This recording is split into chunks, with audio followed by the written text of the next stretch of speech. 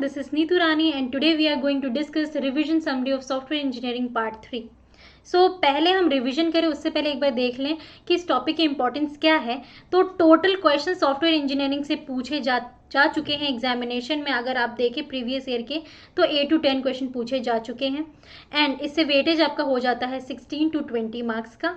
And now बात करते हैं डिफिकल्टी लेवल ऑफ क्वेश्चंस की। तो ज़्यादातर जो क्वेश्चंस हैं वो मॉडरेट टू डिफिकल्ट लेवल के बनते हैं, बट अगर आपकी तैयारी अच्छी है तो क्वेश्चन ईजी भी हो जाते हैं। बहुत ही स्कोरिंग सब्जेक्ट है ये, राइट। तो अभी हम यहाँ पे स्टार्ट करेंगे सॉफ्टवेयर डिजाइनिंग के कोहेजन एंड कपलिंग से। बहुत ही इंपॉर्टेंट टॉपिक है और जितने भी टाइप्स है मैंने एक सिंगल पेज में आपको प्रोवाइड किया है ताकि आप ये पेज देखें और वहीं के वहीं आपको रिवाइज हो जाए, ठीक है। कोहेजन पहले जान लो होता क्या है। सॉफ्टवेयर डिजाइनिंग एक बहुत ही इंपॉर्टेंट मेजरमेंट कह सकते हैं, मेजरमेंट करने का एक जरिया है, टेक्निक है।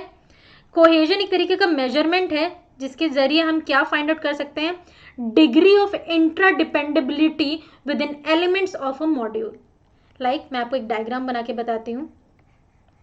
ये एक आपका मॉड्यूल 1 है और ये एक मॉड्यूल 2 है, ठीक है। मॉड्यूल कैसे बन के आए, तो एक सॉफ्टवेयर प्रोडक्ट था, हमने उसको 2 मॉड्यूल्स मतलब 2 पार्ट्स में डिवाइड किया है, that is module 1 and module 2। So module 1 के अंदर बहुत सारे एलिमेंट्स हैं एंड मॉड्यूल 2 के अंदर बहुत सारे एलिमेंट्स हैं, राइट। बट कोहेजन क्या बताता है वो जानो। एक ही मॉड्यूल के अंदर एलिमेंट्स के बीच में जो इंटरडिपेंडेबिलिटी होती है, एक दूसरे के ऊपर डिपेंडेंट हो जाते हैं, उसको कहते हैं हम कोहेजन। जितना ज्यादा कोहेजन होगा, मतलब एक मॉड्यूल के अंदर एलिमेंट्स के बीच में जितनी ज्यादा डिपेंडेबिलिटी होगी उतना ही बेस्ट आपके प्रोग्राम का डिजाइन होगा। मतलब कोहेजन हमेशा हाई होना चाहिए। ट्रिक से याद करवा देती हूँ, कोहेजन एच आ रहा है, एच से हाई याद रखना। जितना ज्यादा कोहेजन होगा उतनी अच्छी प्रोग्राम की डिजाइन बनेगी, right. Now there are total 7 types of cohesion. First is coincidental cohesion, second is logical cohesion, third is temporal cohesion, fourth is procedural cohesion and fifth is communicational cohesion, sixth is sequential cohesion and the last not the least functional cohesion, ठीक है। अब देखो coincidental cohesion क्या होता है, तो ये एक तरीके का अनप्लान्ड और रैंडम टाइप का कोहेजन था। कोई प्लानिंग नहीं है ना, रैंडम वे हो गया, कहते हैं ना इंसिडेंटली हो गया, एक इंसिडेंट की तरह से। और इंसिडेंट एक्सीडेंट्स बिना प्लानिंग के होते हैं, right. So which might be the result of breaking the program into smaller modules, ठीक है। और इसका रिजल्ट समटाइम्स ऐसा होता है कि प्रोग्राम को हम छोटे छोटे मॉड्यूल्स में डिवाइड करते हैं ताकि हम मॉड्यूलराइजेशन कर सकें। क्योंकि ये अनप्लान्ड होता है तो यहाँ पर प्रोग्रामर को कई सारी कन्फ्यूजन्स होती हैं और वो इसके कारण एक्सेप्टेबल नहीं होता, ठीक है। ये हो गया कोइंसिडेंटल, याद भी हो गया, ट्रिक से याद कराया मैंने, इंसिडेंट एक्सीडेंट, राइट। नेक्स्ट है लॉजिकल, नाम से ही लग रहा है तगड़ा, ठीक है। जब हम किसी भी एलिमेंट को एक मॉड्यूल के अंदर कैटेगराइज करके डाल रहे हैं और वो कैटेगराइजेशन लॉजिक पे बेस्ड है, लॉजिक मतलब with appropriate reason, then we can say logical cohesion. Temporal cohesion क्या होता है, जब किसी एक मॉड्यूल के एलिमेंट्स को हम ऑर्गेनाइज करते हैं कुछ इस तरीके से कि they are processed at a same point in time, ठीक है। मतलब एक ही टाइम में वो सारे के सारे एलिमेंट को प्रोसेस किया जा सके, that is temporal cohesion. Procedural cohesion क्या होता है, जब एलिमेंट को हम एक मॉड्यूल में ग्रुप करते हैं which are executed sequentially in order to perform a task, ठीक है। सीक्वेंस में वन बाय वन ये एग्जीक्यूट हो रहे हैं, 1 by 1 एग्जीक्यूट होना, इन अ सीक्वेंस में होना, ये तो एक प्रोसीजर को बताता है ना, तो इसलिए हम इसको प्रोसीजरल कहते हैं। देन कम्युनिकेशन कोहेजन क्या हो गया, जब एलिमेंट किसी भी एक मॉड्यूल का हम एक ग्रुप टुगेदर करते हैं और वो भी एग्जीक्यूट हो रहा है सीक्वेंस में, ठीक है, and work on same data और इन्फॉर्मेशन, एक ही डेटा और इन्फॉर्मेशन पे काम चल रहा है, then we can say communication cohesion. Sequential क्या होता है, सिक्वेंशियल की अगर हम बात कर लें तो जब elements of module are grouped because of output of one element serves as input to another. Sequential देखो कैसे आपको याद रहेगा, ये एक एलिमेंट, ये एक एलिमेंट, ये एक एलिमेंट, ये एक एलिमेंट, ठीक है। अब जो इसका इनपुट है वो बन गया आउटपुट, अब जो इसका आउटपुट है वो इसके लिए इनपुट बन गया, अब यहाँ से एक और आउटपुट निकला, इसका आउटपुट जो है इसके लिए इनपुट बन गया, लाइक दिस। तो ये क्या एक सीक्वेंस लेके चल रहा है, in that condition we can call it as sequential cohesion. Last one है आपका फंक्शनल कोहेजन। फंक्शनल में क्या होता है, it is considered to be the highest degree of cohesion, इसको सबसे अच्छा माना जाता है। फंक्शन जहाँ पर आ गया ना, फंक्शन हो रहा है, काम अच्छे से चलेगा, है ना, और बहुत ज़्यादा एक्सपेक्टेड होता है। इस मॉड्यूल की जो एलिमेंट्स होती हैं, ठीक है, फंक्शनल कोहेजन में, उसको हम ग्रुप करते हैं इसीलिए ताकि जितने भी contribute to a single well defined function, सारे के सारे एक ही सिंगल वेल डिफाइंड फंक्शन को जन्म दें, ठीक है, और we can reuse it again. तो बहुत अच्छा हो गया। तो आपको यहाँ से एक बात पता चल गई कि सबसे अच्छा कोहेजन कौन है, फंक्शनल, और सबसे वर्स्ट कोहेजन कौन है, कोइंसिडेंटल। इंसिडेंट से याद रखो एक्सीडेंट, वो वर्स्ट ही हो जाएगा। अब आ जाते हैं कपलिंग पे। कपलिंग क्या होती है, कोहेजन अच्छे से सीख लिया, कपलिंग क्या होती है, देखो मैं यहाँ पे डायग्राम से आपको बता देती हूँ। ये डायग्राम जो हमने बनाया ना, जब एक मॉड्यूल के जो एलिमेंट्स हैं वो जाकर दूसरे मॉड्यूल के एलिमेंट्स से के ऊपर इंटरडिपेंडेंट होते हैं, ठीक है, या फिर एक मॉड्यूल दूसरे मॉड्यूल के ऊपर इंटरडिपेंडेंट होता है, डिपेंडेंट हो जाता है, ठीक है, then we are calling it as coupling. Couple मतलब एक से दूसरे मॉड्यूल की बात हो रही है, राइट, ठीक है। तो देखो ये भी एक तरीके का मेजर है that defines the level of interdependability. वहाँ पे इंट्रा थी, इंट्रा मतलब एक ही के अंदर, इंटर मतलब अलग अलग दो चीज़ों के बीच में, ठीक है, मॉड्यूल्स या फिर उसके एलिमेंट्स, ठीक है, एक मॉड्यूल दूसरे मॉड्यूल पे जाकर कितना इंटरडिपेंडेंट होता है। और आपको एक तरीके का ये लेवल देती है, the modules interfere and interact with each other. अब कपलिंग के जरिए आपको ये पता चलता है इंटरेक्शन ज़्यादा है, that means they are interfering to each other. क्या इंटरफेरेंस करना अच्छा होगा, दो डिफरेंट चीज़ें हैं और वो एक दूसरे को इंटरफेयर करें, is it good, definitely not, है ना। सो कपलिंग ज़्यादा ना हो तभी प्रोग्राम अच्छा होगा, ठीक है, कपलिंग कम होगी तभी प्रोग्राम जो है वो अच्छा होगा, याद रखिएगा। देन अब यहाँ पर टोटल 5 टाइप्स के कपलिंग होते हैं, content coupling, common coupling, control coupling, stamp coupling and data coupling, right. अब इसको हम वन बाय वन जानेंगे। कंटेंट कपलिंग क्या होती है, तो जब एक module, when a module can directly access or modify or refer to the content of another module, ठीक है, जैसे यहाँ पे देख लो, ये रहा M1 and this is M2, ठीक है। अब एक मॉड्यूल, ठीक है, एक मॉड्यूल जो है वो दूसरे मॉड्यूल के कंटेंट को रेफर कर रहा है या मॉडिफाई कर रहा है, ठीक है, जैसे मान लो M1 और M2 दो दोस्त हैं या दो पर्सन्स हैं, M1 ने बोला M2 को कि भाई तू अपनी ड्रेसिंग स्टाइल चेंज कर, ठीक है, अगर दोस्त नहीं है तब तो उस दूसरा वाला जो है उसके इंटरफेरेंस से तो भड़क जाएगा, इज इट गुड और नॉट, बैड ना। तो इसलिए हम इसको कहते हैं कंटेंट कपलिंग, ठीक है। कॉमन कपलिंग, ये मैं आपको नेगेटिव चीज इसलिए याद दिला रही हूँ क्योंकि आपको याद रहना चाहिए कपलिंग नेगेटिव यहाँ पर रोल प्ले कर रहा है। कॉमन कपलिंग क्या है, when multiple modules have read and write access to some global data. अभी देखो यहाँ पे मैंने 2 बनाया ना, एक और बना लेती हूँ, इसको 3 कह देते हैं, एक और बना लेती हूँ, M4 कह देते हैं, बहुत सारे हो गए मॉड्यूल्स, है ना, और उनके पास कुछ ग्लोबल डेटा है। ग्लोबल डेटा मतलब कि जिसको ये भी असेस कर सके, ये भी और ये भी, राइट। तो वो सभी के द्वारा जो डेटा असेस किया जा रहा है वो क्या हो गया, कॉमन हो गया सबके लिए, that is why we are calling it as common coupling and sometimes we can call it as global coupling. तो कॉमन कपलिंग, ग्लोबल कपलिंग आए तो अब कंफ्यूज मत होइए कि दोनों अलग चीज़ें हैं। जब ग्लोबल हो डेटा देन ग्लोबल कपलिंग, और वो कॉमन हो गया ना डेटा, तो इसलिए हम इसको कॉमन भी कह सकते हैं। देन है कंट्रोल कपलिंग, जब 2 module are called controlled coupling, coupled, ठीक है, 2 मॉड्यूल कंट्रोल कपल्ड तब कहलाएंगे if one of them decides the function of the other module और change its flow of execution. Like इसको मैं हटा देती हूँ,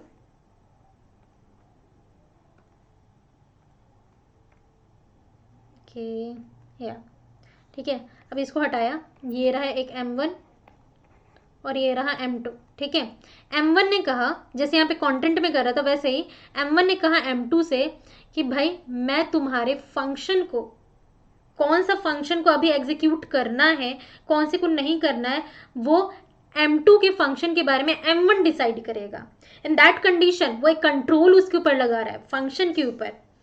कहते हैं ना किसी को कंट्रोल कर लेना, है ना, वो वही काम करेगा जो मैं कहूँगा या मैं कहूँगी। So that is control coupling like this, ठीक है। स्टैम्प कपलिंग क्या हो गई है? स्टैम्प कपलिंग समझे तो जब multiple modules share common data structure, stamp यहाँ पर डेटा स्ट्रक्चर को इंडिकेट कर रहा है, राइट। सो जब बहुत सारे मॉड्यूल्स एक ही डेटा स्ट्रक्चर को शेयर कर रहे हैं एंड उसके डिफरेंट डिफरेंट पार्ट्स पे वर्क कर रहे हैं, then we can call it as stamp coupling. Clear? Then last one is your data coupling. जब दो मॉड्यूल्स एक दूसरे के साथ इंटरेक्ट करते हैं, और इंटरेक्ट करने का जो जरिया है वो क्या है? डेटा पास करना एज अ पैरामीटर, ठीक है। एक दूसरे से डेटा पास कर रहे हैं। If a module passes data structures as a parameter, data तो पास किया, बट अगर मॉड्यूल डेटा स्ट्रक्चर पास कर रहा है as a parameter, then the receiving module should use all its component. और डेटा स्ट्रक्चर अगर दे दिया, लाइक मान लो M1 ने क्या किया, अपना डेटा स्ट्रक्चर M2 को दे दिया, ये रहा DS। तो अब M2 जो है M1 के जितने भी कंपोनेंट्स उसको यूज कर सकता है। This is what data coupling, right. तो आइडियली अगर लास्ट में आपको एक मोरल ऑफ द स्टोरी बताऊं, तो ideally no coupling is consider to be the best. इनमें से किसी भी कपलिंग को हम बेस्ट नहीं कहेंगे, क्योंकि कपलिंग नेगेटिव रोल प्ले कर रहा है, तो बेस्ट कैसे हो सकता है ना। चलो अब कुछ क्वेश्चन पे आ जाओ। which is the first step of the software development life cycle, और you can say SDLC। SDLC का पहला स्टेप क्या होता है? एनालिसिस करना। एनालाइज तो हम तब करते हैं जब कोई चीज़ बन गई हो। डिज़ाइन भी जब कोई चीज़ अपने प्लानिंग कर लिए तब बनाते हैं। डेवलपमेंट अगेन एनालिसिस डिज़ाइन के बाद आ जाता है, डॉक्यूमेंटेशन वगैरह। प्रॉब्लम आइडेंटिफिकेशन और you can say opportunity identification is the first step, है ना। तो option number C will be the correct answer.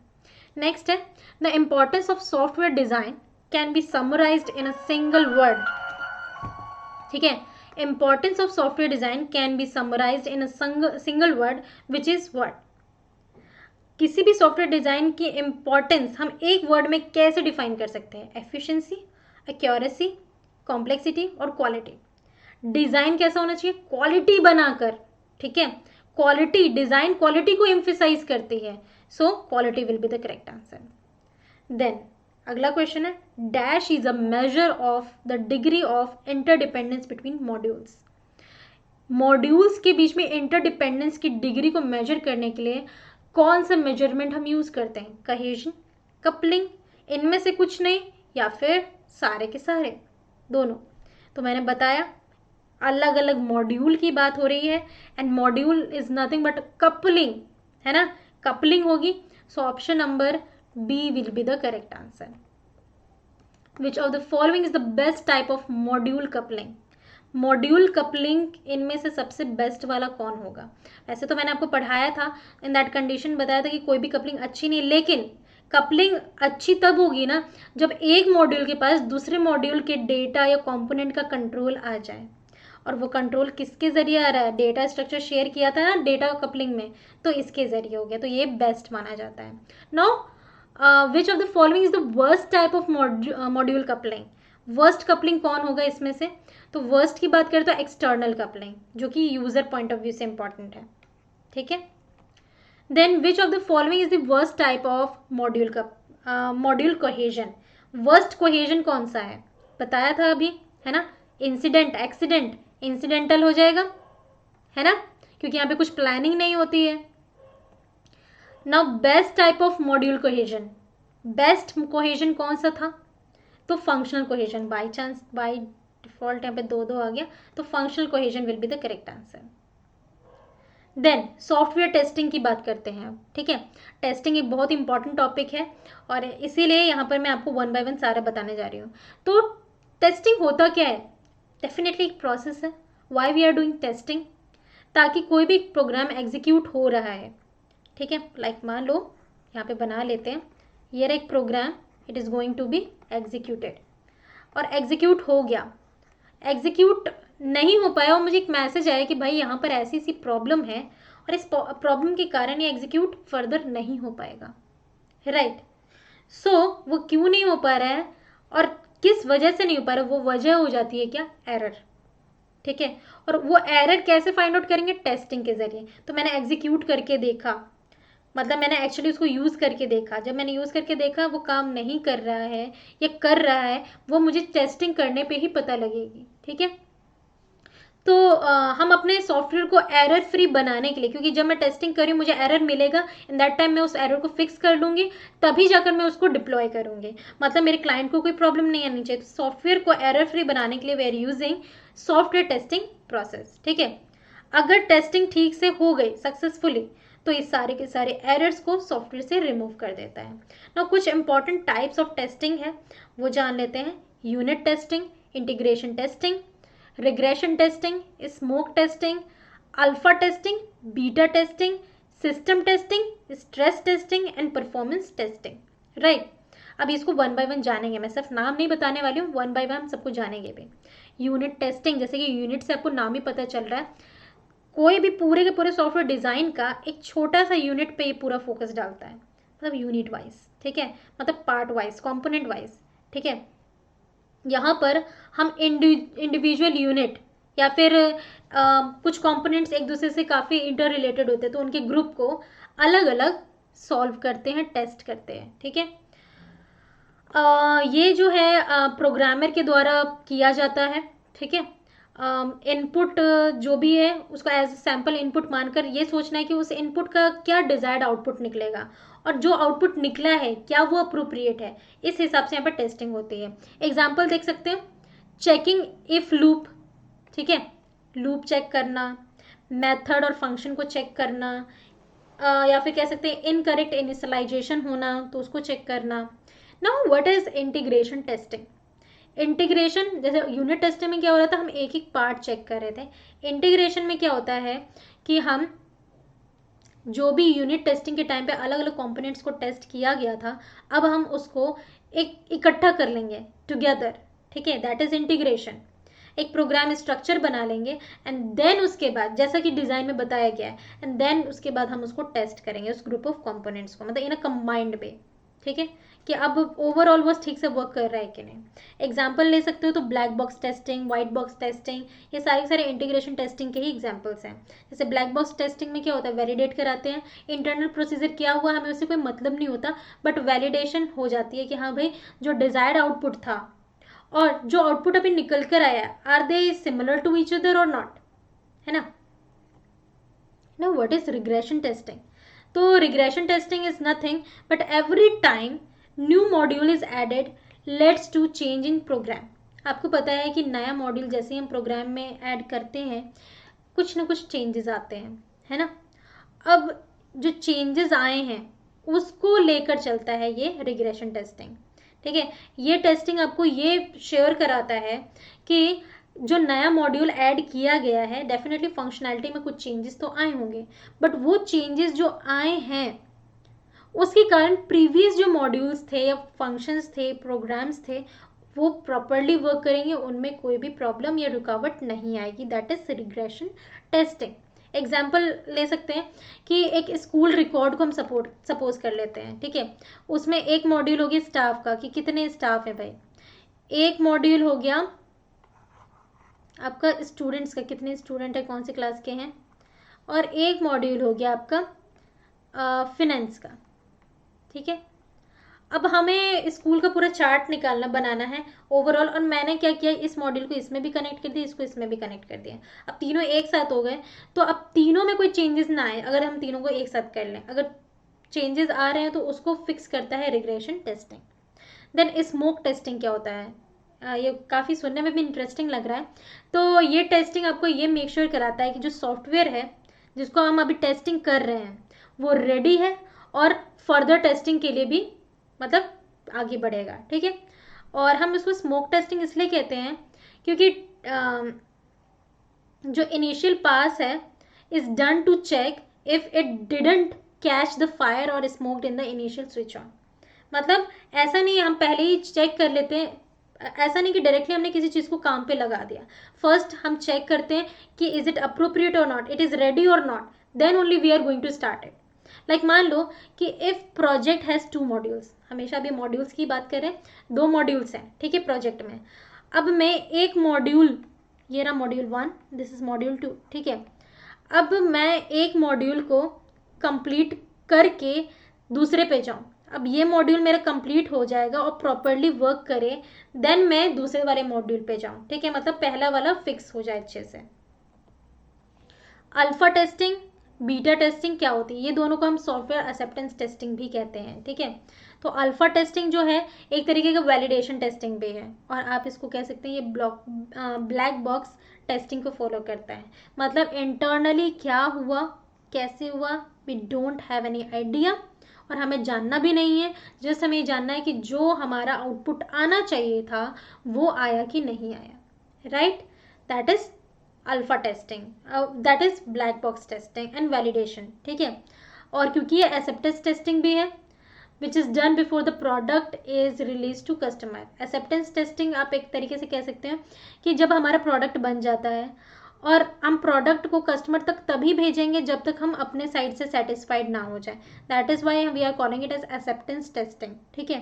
तो कस्टमर को भेजने से पहले ही हम अल्फा टेस्टिंग कर लेते हैं, जो क्वालिटी अश्योरेंस पीपल होते हैं टीम के अंदर वो इसको देखते हैं। Now what is beta testing, beta testing is again acceptance testing, ठीक है। तो ये कंडक्ट किया जाता है कस्टमर या फिर ग्रुप ऑफ कस्टमर के द्वारा, ठीक है। और यहाँ पर क्या होता है कि कुछ लिमिटेड नंबर ऑफ यूजर्स जो कस्टमर है उनको हम बुलाते हैं और एक्चुअली वो प्रोडक्ट यूज़ करवा कर पूछते हैं कि आपका फीडबैक क्या है। अगर कोई रिक्वायरमेंट है कुछ एडिशन करने की या कुछ मेंटेनेंस करने की तो उसके बाद की जाती है, राइट। और सिस्टम टेस्टिंग क्या हो जाता है, तो in this testing software in this software is tested such that it works fine for different operating system नाम से पता चल रहा है कि हर एक ऑपरेटिंग सिस्टम में ये पर्टिकुलर सॉफ्टवेयर काम कर सके, उस टाइप की टेस्टिंग, ठीक है। तो अलग अलग ऑपरेटिंग सिस्टम इसको चला कर देखना, और ये भी ब्लैक बॉक्स टेस्टिंग ही होती है आपकी एक तरीके से। एंड हम यहाँ पर सिर्फ इनपुट और आउटपुट पे फोकस करते हैं, इंटरनल वर्किंग से हमें कोई लेना देना नहीं होता। Here we have security testing, covering recovery testing, stress testing and performance testing. Now what is stress testing, तो बहुत इंपॉर्टेंट और अमेजिंग भी है।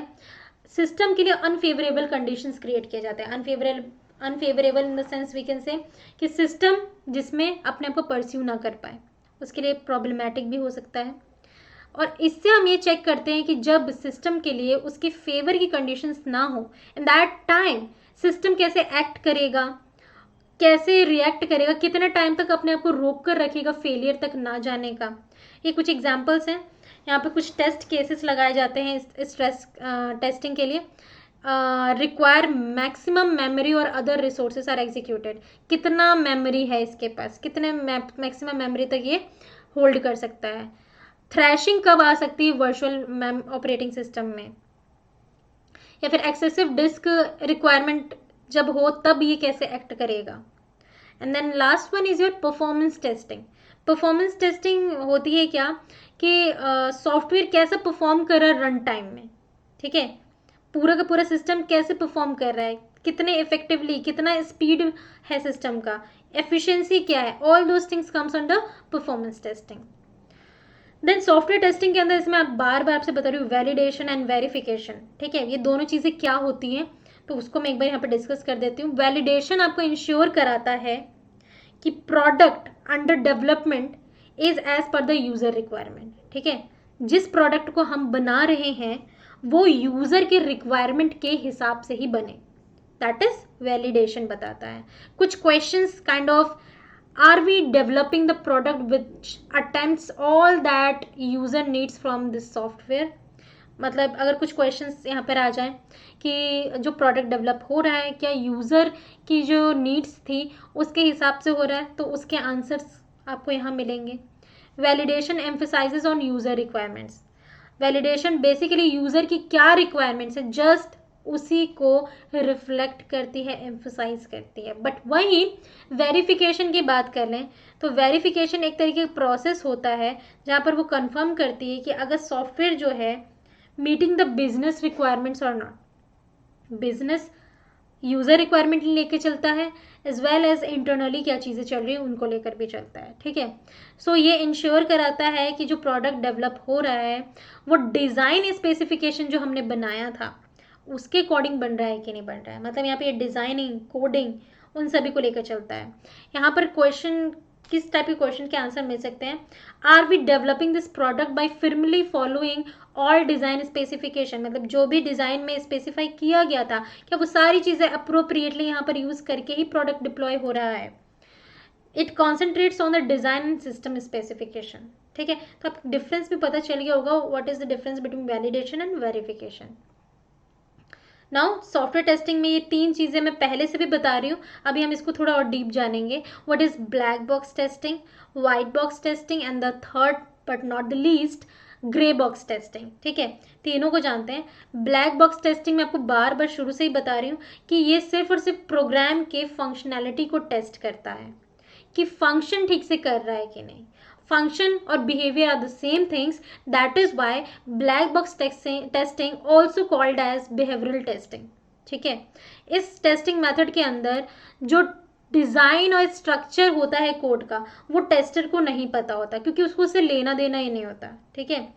जो टेस्टिंग इंजीनियर्स हैं और एंड यूजर्स हैं वो इस पर्टिकुलर टेस्टिंग को कंडक्ट करते हैं, ठीक है। Now what is white box testing? तो जस्ट अपोजिट है ब्लैक बॉक्स का, कि ये टेस्ट प्रोग्राम के ऊपर कंडक्ट किया जाता है उसकी इम्प्लीमेंटेशन पे, कोड एफिशिएंसी और स्ट्रक्चर को इम्प्रूव किया जाता है। और क्योंकि यहाँ पे कोडिंग, डिज़ाइन, स्ट्रक्चर पे बहुत ज़्यादा फोकस किया जाता है, that is why we are calling it as structural testing, ठीक है। इस मेथड में डिज़ाइन और स्ट्रक्चर ऑफ द कोड जो वो टेस्टर को पता होता है, क्योंकि we are working on it efficiently. Programmers जो हैं इस कोड के इस पर्टिकुलर टेस्टिंग को कंडक्ट करते हैं। Now what is grey box testing? Grey box testing क्या होती है? तो ये black box and white box दोनों की ही फंक्शनैलिटी का कॉम्बिनेशन होता है, ठीक है। क्योंकि यहाँ पर आपको इंटरनल कोडिंग के बारे में भी थोड़ा बहुत जानकारी होती है और वो आपको वाइट बॉक्स टेस्टिंग के थ्रू फंक्शनैलिटी मिलती है। और टेस्टिंग प्रैक्टिसेस कैसे होनी चाहिए फंक्शनैलिटी लेवल पे, ठीक है, कि क्या क्या फंक्शनैलिटी है क्या नहीं है, वो ब्लैक बॉक्स टेस्टिंग के थ्रू मिल जाते हैं। Then which of the following term describes testing? इनमें से कौन सा टर्म टेस्टिंग को डिस्क्राइब करता है? फाइंडिंग ब्रोकन कोड, तो definitely no. A stage of all projects, वो तो SDLC हो गया। Then evaluating deliverable to find errors, definitely हम वहाँ पर हर एक चीज़ को इवेल्युएट करते हैं, टेस्ट करते हैं, so that we can find out the error and can fix it. So option B will be the correct answer. White box techniques are also classified as what? White box जहाँ पर function भी visible हो structure भी visible हो रहा है, so structural testing. Now alpha testing is done at what? Alpha testing कहाँ पर किया जाता है, किसके end पे किया जाता है? Developers end, users end, developer user दोनों के एंड पे। तो देखो अल्फा टेस्टिंग अभी मैंने आपको यहाँ पर बताया था, है ना। यहाँ पर आपको अल्फा टेस्टिंग आपको यहाँ पे बताया था, ये आपकी टीम के अंतर्गत ही होता है। दैट मीन्स कि क्या करेक्ट आंसर हो जाएगा? डेवलपर एंड पे, ठीक है। और वही अगर पूछा होता बीटा टेस्टिंग क्या होती है, तो यूजर एंड पे। अब अनदर एक इंपॉर्टेंट टॉपिक को स्टार्ट करते हैं, that is software rearranging, software री इंजीनियरिंग, सॉरी फॉर द। तो सॉफ्टवेयर री इंजीनियरिंग होता क्या है? री इंजीनियरिंग, दो चीज़ें, इंजीनियरिंग मतलब क्या था, शुरू में बताया था कि हम यहाँ पर well defined functions, methodology, scientific methods का यूज़ करते हैं, है ना, ताकि एक सॉफ्टवेयर को हम प्रोड्यूस कर सकें, राइट। नाउ री इंजीनियरिंग इज व्हाट? सो री इंजीनियरिंग आप एक तरीके से कह सकते हैं एग्जामिनेशन और alternation of a system to reconstitute it in a new form. मतलब ऑलरेडी एक प्रोडक्ट, सॉफ्टवेयर प्रोडक्ट बन चुका है and we want to add something new functionality, and by new functionality we reconstitute it, ठीक है, दोबारा से हम इसको बना रहे हैं नई फंक्शनैलिटीज़ के साथ। So this is what reengineering. जो री इंजीनियरिंग के अंदर प्रिंसिपल्स यूज़ करते हैं when apply to the software development process, ठीक है, जब सॉफ्टवेयर डेवलपमेंट प्रोसेस में हम री इंजीनियरिंग के प्रिंसिपल को अप्लाई करते हैं, then we are calling it as software reengineering. ये सॉफ्टवेयर के ऊपर बहुत ही पॉजिटिवली इफेक्ट्स लाता है। पॉजिटिवली कैसे? अब लाइक मान लो, चलो मैं सॉफ्टवेयर का एग्जांपल ना लेकर इन जनरल बात करती हूँ। हाँ, सबके पास जीन्स होती है ना, बहुत सारी जीन्स हो जाती है, कई बार बोर हो जाते हैं तो हम उसमें आर्ट एंड क्राफ्ट से स्टार्ट कर देते हैं, गर्ल्स ज़्यादा करती हैं। उसके ऊपर हम कुछ कलरफुल चीज़ें, कलरफुल कपड़े से पैचेस ऐड कर देते हैं, कुछ उसमें हम स्टार्स ऐड कर देते हैं जो कि उसके अंदर बहुत ही न्यू लुक्स लेकर आता है, राइट। तो अब जीन्स जो पुरानी थी, जिसको पहनने में मज़ा नहीं आ रहा था, अब ऐसा लग रहा है हमने कोई नया ड्रेस पहना है ना। तो इससे क्या हुआ, और लाइक मान लो कि हम, अगर मैंने अपना जीन्स इतना अच्छा बनाया तो मेरे माइंड में आएगा कि अच्छा हाँ, मैं इस पर एक बिजनेस भी स्टार्ट कर सकती हूँ। और फिर मैंने कई सारी ऐसी ही नई hand crafted jeans, hand crafted jackets, denim पे वर्क स्टार्ट कर दिया, राइट। तो क्या होगा इससे, एक पुरानी चीज़ में नया कुछ ऐड करना, तो वो एक नया उसमें चेंज लेकर आता है पॉजिटिवली। तो इससे क्या होगा, कॉस्ट, मुझे पैसे भी मिलेंगे अगर मैंने इसका एक बिजनेस स्टार्ट किया। जो कपड़े की क्वालिटी मुझे डल लग रही थी, अब मुझे बहुत अच्छी लगने लगी, है ना। तो अब मैं यहाँ पे सॉफ्टवेयर प्रोडक्ट पे आ जाती हूँ, तो कस्टमर की सर्विसेज मिलेंगी, स्पीड ऑफ डिलीवरी बनेगी, है ना। तो ये सारी चीज़ें पॉजिटिवली होने लगेंगी when we are using reengineering, ठीक है। सो यहाँ पर we are improving the software to make it more efficient and effective, right. अब देखो ये सॉफ्टवेयर री इंजीनियरिंग एक्टिविटीज़ क्या क्या हैं। सबसे पहले हम इन्वेंट्री एनालिसिस करते हैं। इन्वेंट्री क्या होती है, जो हमारे पास सामान पहले से है, जो डेटा है, इंफॉर्मेशन है, all this things are inventory. उसका एनालाइज करते हैं कि अभी अपने पास है क्या। उसके बाद हम नया डॉक्यूमेंट बनाते हैं, डॉक्यूमेंट को रिकंस्ट्रक्ट करते हैं। देन रिवर्स इंजीनियरिंग करते हैं और दोबारा से कोड को हम रिकंस्ट्रक्ट करते हैं, डेटा रिकंस्ट्रक्ट करते हैं, एंड देन फॉरवर्ड इंजीनियरिंग करते हैं, राइट। तो अभी सारे स्टेप्स को हम जानेंगे one by one. Inventory analysis क्या होता है, तो हर एक सॉफ्टवेयर ऑर्गेनाइजेशन के पास इन्वेंट्री होता है। हर एक एप्लीकेशन का इन्वेंट्री क्या होती है, तो डॉक्यूमेंटेशन, स्प्रेडशीट जो होती है ना, डॉक्यूमेंटेशन होती है जो मॉडल पहले से बन चुके हैं या जो अभी रनिंग है, ठीक है। तो उससे क्या है, आपको नॉलेज मिल सकती है। अब हमने वहां से क्या क्या एनालाइज कर लिया। डॉक्यूमेंट रिकंस्ट्रक्टिंग में क्या होगा, डॉक्यूमेंटेशन ऑफ अ सिस्टम इधर explains how it operate and how to use it. Documentation में आपको क्या पता चलेगा, सिस्टम कैसे ऑपरेट करना है, कैसे यूज करना है ना। और उस डॉक्यूमेंट को भी अब अपडेट करेंगे हम, क्योंकि हम उसमें नया ऐड कर रहे हैं। रिवर्स इंजीनियरिंग ध्यान से समझिएगा, ये क्या होता है, तो ये एक तरीके का प्रोसेस होता है डिजाइन रिकवरी का। It tools extracts data, architectural and procedural design information from an existing program, ठीक है। तो ये एक बहुत ही अच्छा प्रोसेस होता है रिवर्स इंजीनियरिंग, जहां पर हम पहले से जो डिजाइन बनी हुई थी उसको हम रिकवर करते हैं, ठीक है। जो इंपॉर्टेंट डेटा है उसको एक्सट्रैक्ट करते हैं। आर्किटेक्चर मुझे जो अच्छा लग रहा है, जो प्रोसीजर अच्छा लग रहा है डिजाइन का, वो हम अलग हटा लेते हैं, राइट। तो ये हो गया आपका रिवर्स इंजीनियरिंग, दोबारा से इंजीनियरिंग करा हमने। देन कोड रिकंस्ट्रक्टिंग में क्या होगा, टू अकम्प्लिश कोड रिकंस्ट्रक्टिंग, यहाँ पर होता क्या है, जो सोर्स कोड है उसको पहले हम एनालाइज करते हैं कि स्टार्टिंग कहाँ से करना है, और फिर वहाँ से हम स्टार्ट कर देते हैं। जो भी स्ट्रक्चर्ड प्रोग्राम कंस्ट्रक्ट बना हुआ है उसको अगर हम वॉयलेट करते हैं, ब्रेक करते हैं, उसको हम नोट करते हैं कि भाई कौन सा रूल अभी हम फॉलो नहीं कर रहे हैं और फिर कौन सा करने वाले हैं, एंड देन उसके हिसाब से हम रिकंस्ट्रक्ट करते हैं। फिर हम डेटा रिकंस्ट्रक्ट करते हैं। It begins with the reverse engineering activity, यहाँ पे फिर से रिवर्स इंजीनियरिंग लगेगा। Current data architectures is discrete and necessary data models are defined, ठीक है। उसके बाद डेटा ऑब्जेक्ट्स और एट्रीब्यूट्स, उन सबको आइडेंटिफाई किया। जो भी वहाँ पर करेंटली एग्जिस्टिंग डेटा स्ट्रक्चर था उसको रिव्यू किया ताकि क्वालिटी अच्छी रहे। एंड देन लास्ट जो है वो है आपका फॉरवर्ड इंजीनियरिंग। इसको हम रेनोवेशन और रिक्लेमेशन इंजीनियरिंग भी कहते हैं। Not only for recovers design information, ये सिर्फ और सिर्फ डिज़ाइन इंफॉर्मेशन को नहीं रिकवर करता, design information from existing software, but uses this information to alter or reconstitute the existing system in an effort to improve its overall quality.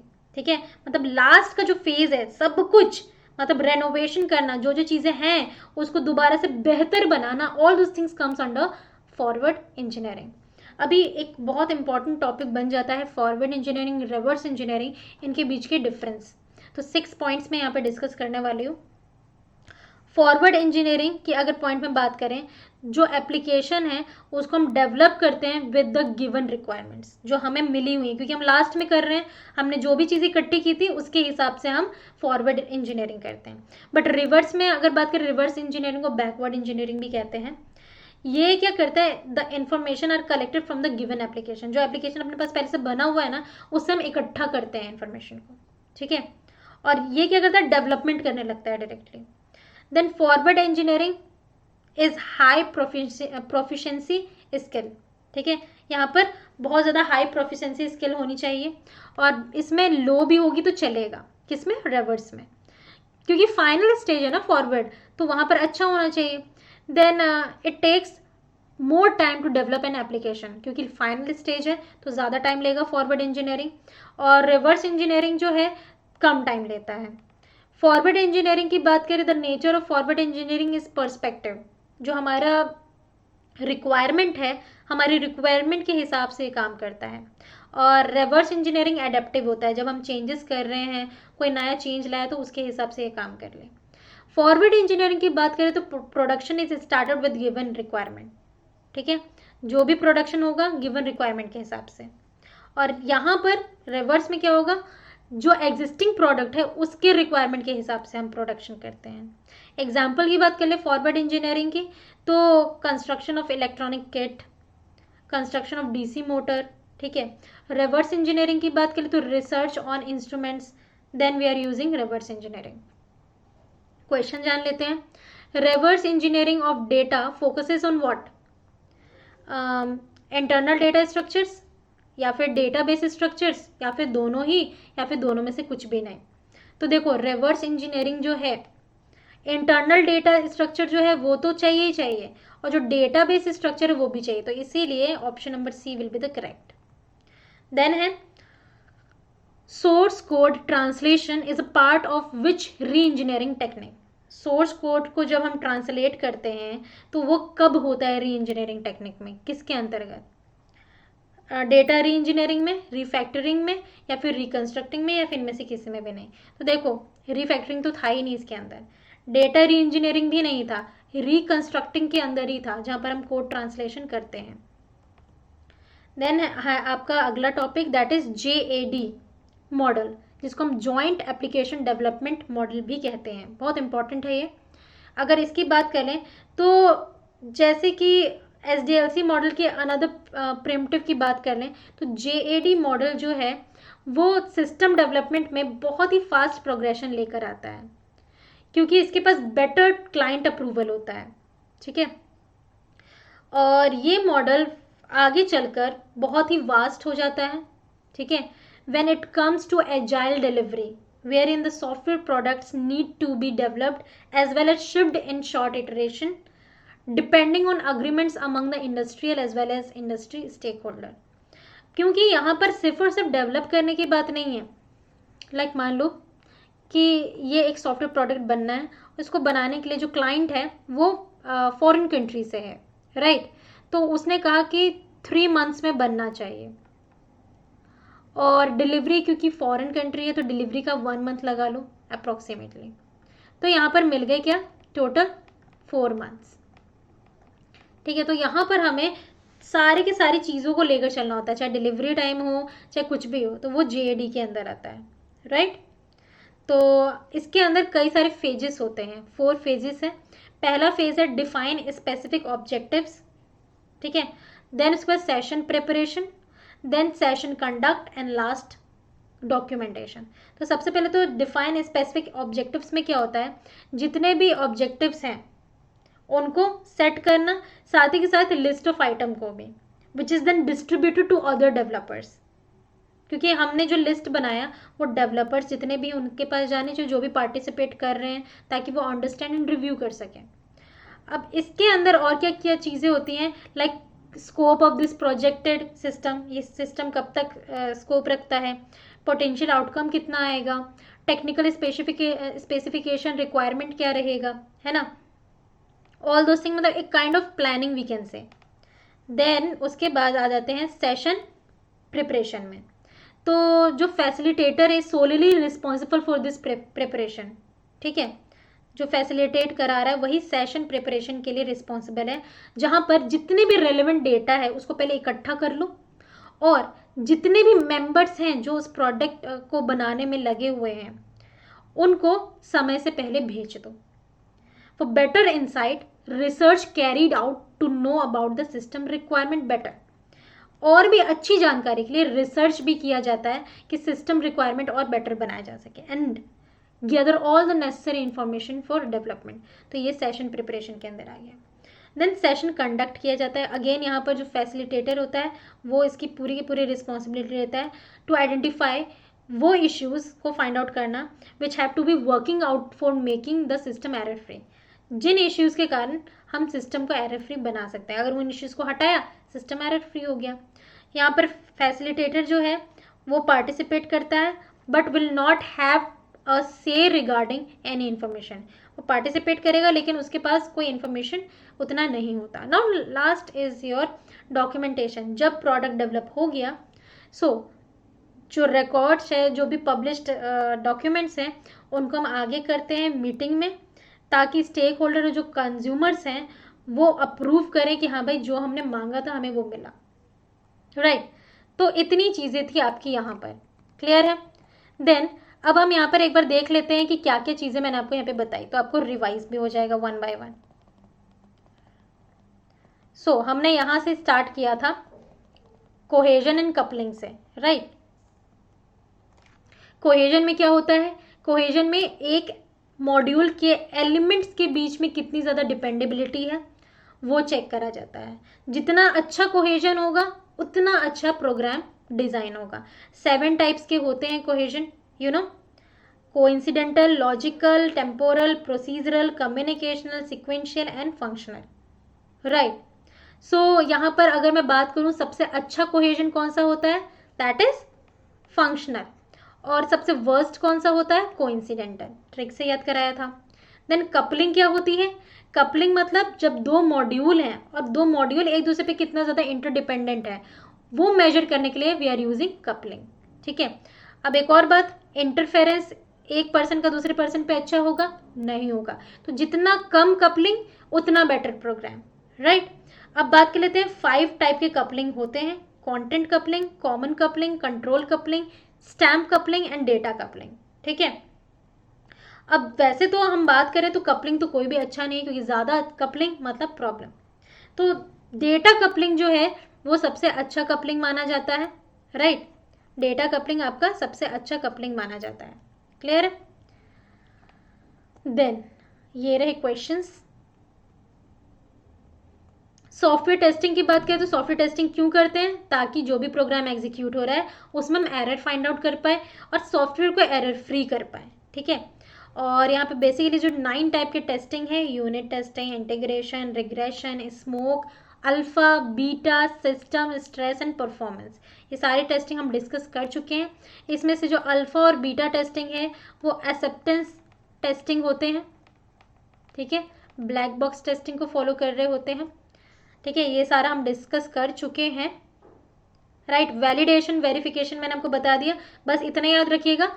Validation जो है वो ब्लैक बॉक्स टेस्टिंग को follow करता है और वेरिफिकेशन जो है वो वाइट बॉक्स, क्योंकि ब्लैक बॉक्स है तो यहाँ पर इसको इंटरनल चीज़ों से कोई मतलब नहीं होता और इसको इंटरनल चीज़ों से ही मतलब होता है, right. Then black box, white तो हो गया, और ग्रे जो है उन दोनों का कॉम्बिनेशन। ब्लैक बॉक्स को हम बिहेवियरल भी कहते हैं क्योंकि फंक्शनैलिटी को ये लेके चलता है। वाइट बॉक्स को हम स्ट्रक्चरल कहते हैं क्योंकि इसको डिज़ाइन, स्ट्रक्चर, कोड से मतलब होता है। इसके क्वेश्चंस हम कर चुके हैं। री इंजीनियरिंग क्या होती है वो भी आपने देख लिया कि जब हम किसी भी सिस्टम में कुछ नया फॉर्म लेकर आ रहे हैं, मतलब एक तरीके से हम किसी जैसे घर को रेनोवेट करते वैसे सिस्टम को रेनोवेट करें, सॉफ्टवेयर को रेनोवेट करें, एक नया फॉर्म लेकर आ रहे हैं कुछ एडिशनल चीज़ें डालकर, then we are using reengineering. इसके ये 5 एक्टिविटीज़ होती है। इन्वेंट्री एनालाइज करना, देन डॉक्यूमेंट को रिकंस्ट्रक्ट करना, reverse engineering, code reconstruction, then data reconstruction and then forward engineering. तो ये सारा चीज़ हम डिस्कस कर चुके हैं, दोनों के बीच में क्या डिफरेंस होता है, फॉरवर्ड इंजीनियरिंग या रिवर्स इंजीनियरिंग। रिवर्स इंजीनियरिंग को we can also say backward engineering, right.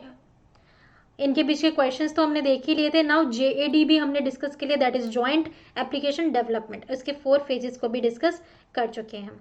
Now level of questions हम देखें तो यहाँ पर मैंने आपको ज़्यादा डिफिकल्ट नहीं, जो मैं आपको पढ़ाया उसी के लेवल क्वेश्चन दिए हैं।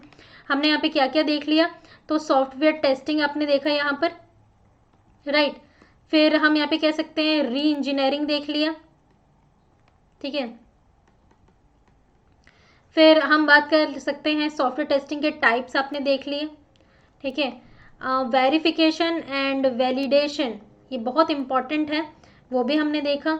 So black box white box testing हो गई है आपकी, है ना। कोहेजन एंड कपलिंग बहुत इंपॉर्टेंट है, वो हो गया। Backward engineering, reverse engineering you can से, और फॉरवर्ड इंजीनियरिंग देख लिया। अब यूजफुल टिप्स मैं यही कहूँगी कि हर एक चीज़ को बेसिक से पढ़ लिए, जब बेसिक से आप पढ़ेंगे तो धीरे धीरे आप एडवांस तो ज़रूर पढ़ लेंगे, right. So all the very best, thank you for watching. अगर वीडियो पसंद आया तो लाइक और शेयर ज़रूर करें।